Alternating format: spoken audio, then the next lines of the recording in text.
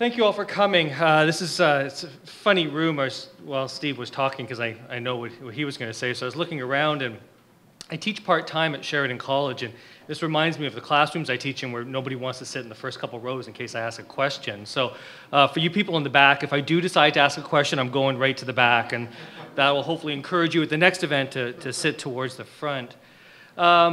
Today, obviously, is a celebration, and I don't want to talk about Backbone too much, but I do want to talk about Backbone at least a little bit.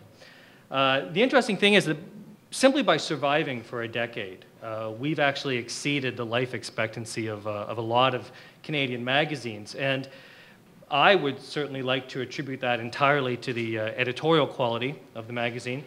But I probably have to give some credit to the space that Backbone inhabits. Our focus as a magazine, we live at the critical position in the business and technology world. In fact, our coverage is about the meeting place of business needs and technology solutions. And our goal since day one has been to help companies use technology in ways that drive the bottom line. I'd like to think that a decade of publishing indicates that we're doing that, at least fairly well. Now, the issue is, though, for Canada as a country, is that in some ways we're not doing as well as we would like. Last year, in its call for consultation, Industry Canada pointed out that Canada ranks 11th amongst 21 OECD countries in total economic investment in ICT. That's 11th out of 21. And that's down from 10th in 2005 and 9th in 2004. It's not the best numbers. Not awful, but not the best numbers. And the problem is that we're trending in the wrong direction. So that really raises concerns about our ability to compete on a global stage. But at the same time, I'd actually like to share a few stories that I think are inspiring. I have to apologize. Some of the people in the room have heard the first story, but it's just one that I like, so I'm going to use it again. That story is actually set on a dairy farm in Moncton, New Brunswick. This company built they renovated their barn. It's a dairy farm, and what they were going for is maximum cow comfort, which is one of my favorite quotes ever. As the cows come in, there's a scanner that reads the chips implanted in each cow, and this allows the farmers to monitor the milk output and the health of each animal. They've also installed webcams to monitor cows that are maybe giving birth, and the barn is networked to the owners' houses so that they can keep an eye on the cows all the time. The barn also has these motorized scrapers that clean out the aisle. I can't really picture that, and probably don't want to, but and there's software that doles out the food, and there's cow brushes that are triggered by sensors, so the cows can initiate brushing, which also sounds pretty nice, I think, if you're a cow. Now here's the point, though. After the first year of production, after the first year in use, the company saw increased milk production. And the reason I like that story is it's fairly advanced technology used in a setting where you wouldn't really picture it, where you wouldn't expect it. And then on the other side of the spectrum, one of our editorial advisory committee members told a story the last time we met about construction trailers on construction sites, obviously, and how these things are, have a fair bit of technology in them. And it's not the most advanced technology. They have PCs and servers, and these are used by the foremen and the architects to manage the day-to-day operations of the construction site.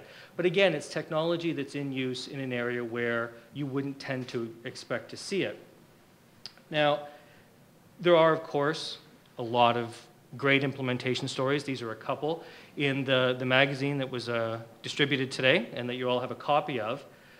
For example, we talk about a cloud implementation at Steam Whistle Brewery, which is just south of here.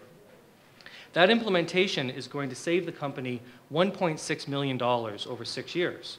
For an SMB, I mean, that's a lot of money for anybody, but for an SMB in Canada, that's a significant amount of money. Now, that's a Microsoft implementation. Over the course of this year, We're also going to run articles. We have an article coming up about how a hotel is going to save $150 per employee per year, and how a multinational with almost 1,500 employees and offices around the world is going to cut costs, or has cut costs, by 62%. And both of those are cloud implementations, in this case using Google technology. But these examples, and for me especially the farm example and the construction example, that tells me that even if Canada isn't leading globally, we do have smart and innovative people who are doing smart and innovative things. And I think it's really important to point out those success stories as much as we also worry about the larger, the numbers that aren't doing as well. And it seems to me that the goal then is to get us all thinking about how technology can help drive a business's bottom line. And frankly, that essentially is Backbone's editorial mandate. Okay, so that was our look backwards. The remainder of today's content is all about the future. And for a number of years now, we've done a big prediction story at the beginning of each year. And that's also true in our 10th anniversary issue, the one that you've got today. And that article, in fact, draws upon the expertise of our editorial advisory committee, many of whom are here today. There's a number of interesting points that are made in that prediction article. Obviously, security, that's a perennial concern. That always comes up. But the specifics of the security threat are always new.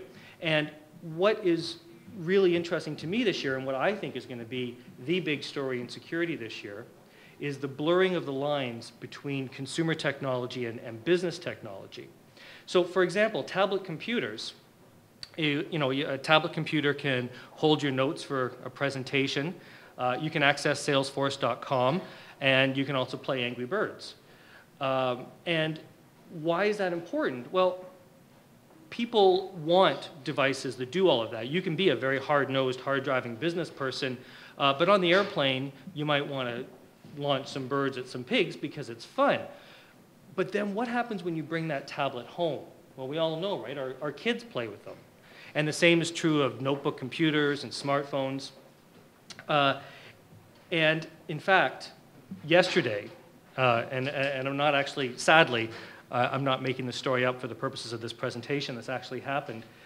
My daughter yesterday, who's 13, managed to download a virus. She was tricked by a website that popped up a virus warning saying, hey, your computer is infected, and she panicked. She didn't want to bother me because I was actually working on today's presentation.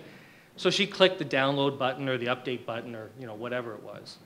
And she didn't have a virus before this happened. She had a virus after this happened. And she came and got me because she suddenly realized that something wasn't right here. The interesting thing is that the screen that tricked her was very sophisticated. It was within a web browser, but it was made up to look like Windows Explorer. And there was all these flashing things saying virus, virus, virus. And it was actually scary and fairly authentic looking, and I can see why she was tricked. Now, luckily for me, this was her notebook, but she often uses my notebook and my wife's notebook.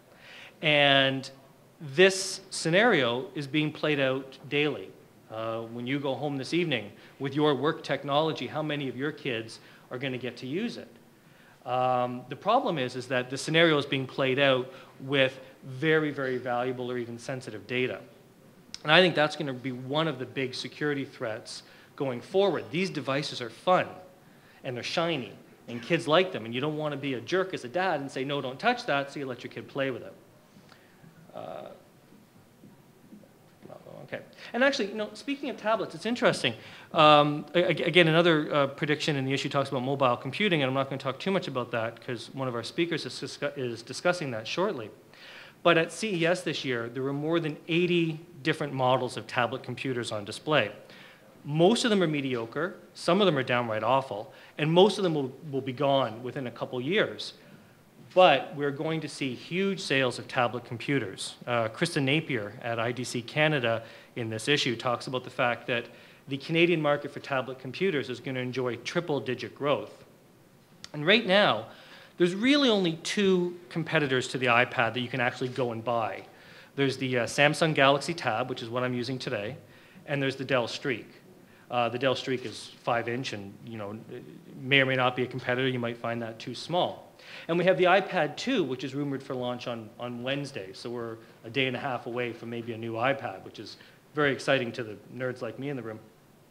Now that lineup is soon going to be joined by the HP TouchPad and the RIM Playbook. But here's the point, is that whatever product we all end up buying, there are going to be a ton of tablets sold in the Canadian market. And dealing with that flood of devices is going to create some really interesting problems, I think, for a lot of Canadian companies.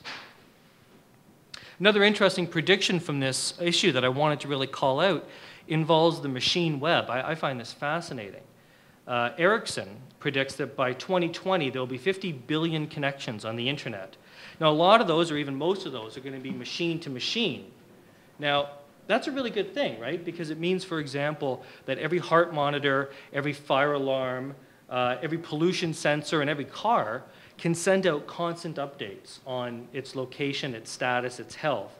And that could conceivably save lives. I mean, I think that there's a real value in that, especially perhaps as you have an aging population. But like a lot of predictions, I like to sort of flip it around and think, well, okay, but what's the other side of that? And it was interesting recently watching the IBM supercomputer Watson absolutely trouncing Jeopardy contestants, right? They took the smartest people on Jeopardy, if you weren't following this, some of the best contestants ever. And Watson just killed them.